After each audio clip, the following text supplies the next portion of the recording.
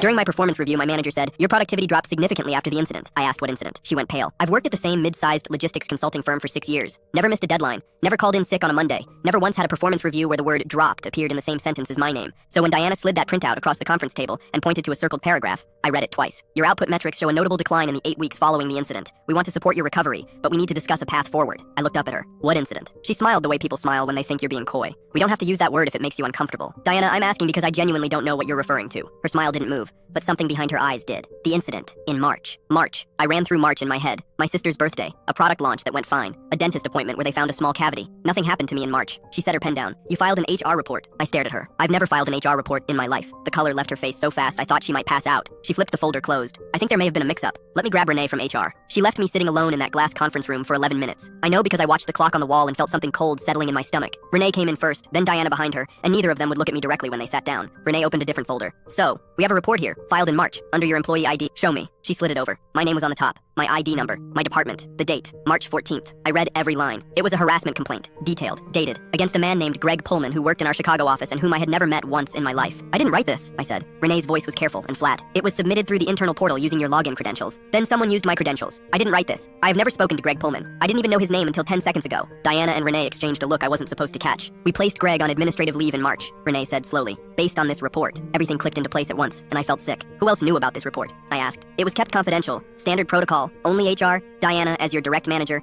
and senior leadership." "What happened to Greg?" A pause. "He resigned in April rather than face a formal investigation." I sat back. 6 years of showing up, staying late, covering for people when they needed it, and someone had put my name on a document that ended a man's career. And then my company had watched my productivity drop for 2 months and assumed I was just struggling to cope with my own fake trauma. "I need to know who submitted this," I said. "We can't disclose. Someone committed fraud using my identity to get a colleague fired. I need to know who submitted this report." Renee closed the folder. "We'll need to involve legal." "Great. Involve them." It took 3 weeks. It pulled the login records and found the submission came from a company laptop, not mine. It came from the machine belonging to a woman named Stacy Birch, who sat 2 rows behind me and had been passed over for the same senior associate promotion that had gone to Greg Pullman 8 months earlier. Stacy picked my name because I was quiet and kept to myself. She used a shared login terminal in the copy room that didn't have a camera, waited until I was at lunch, and filed the whole thing in under 4 minutes. Greg Pullman had already moved to another state by then. His wife had taken their kids to her mother's place during the investigation, and by the time he was cleared, she decided to stay there. I gave a full statement. Stacy was terminated and is currently facing criminal charges for fraud and defamation. The company sent me a formal written apology. Diana cried in my office for 10 minutes and kept saying she felt terrible, and I let her because she should. As for my performance review, they voided the whole thing and started a new one from scratch. Turns out my productivity didn't drop at all. Someone had been logging onto the system under my name and deleting completed tasks from the tracker. Just enough, spread over 2 months, to make the numbers look soft. Stacy had been thorough. HR offered me a settlement. I took it. I also took the promotion that opened up when Stacy's position needed to be filled. The person who figured out the task deletion, the IT analyst who stayed late 2 nights in a row to run the audit,